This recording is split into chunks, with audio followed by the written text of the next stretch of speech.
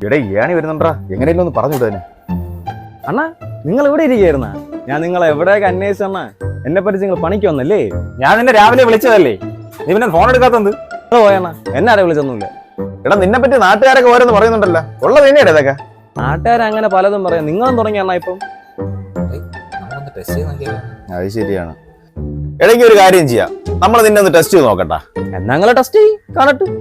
എന്നാ ഒരു കാര്യം ചെയ്യ്, നീ എവന്റെ വീട്ടിൽ പോയി എവ ഉണ്ടാന്ന് പോയി തിരക്കിട്ട് വാ. അതിനിപ്പോ എന്തോന്ന്, ഞാൻ പോയി നോക്കിട്ട് വരാം.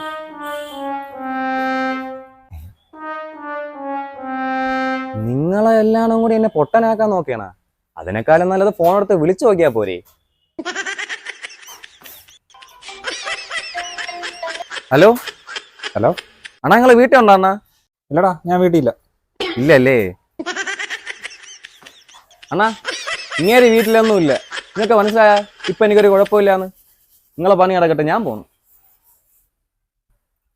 ഇപ്പൊ ഏകദേശം മനസ്സിലായി, അവന് ഒരു കുഴപ്പമില്ല. നീ എന്താണ് ആലോചിച്ചോണ്ടിരിക്കണ? ഇല്ലല്ലയാ, ഞാൻ വീട്ടിലെ പിന്നെ ഞാൻ അവിടെ പോയി.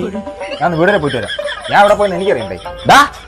എടാ നില്ലടാ, എടാ നീ വീട്ടിൽ പോണെന്നിന് നീ നിന്റെ അമ്മയൊന്ന് വിളിച്ചു ചോദിച്ചാ പോരെ, നീ അവിടെ ഉണ്ടായില്ലെന്ന് അറിഞ്ഞൂടെ? അത് ശരിയാണല്ലയാ, ഞാൻ ഒന്ന് വിളിച്ചു നോക്കട്ടെ.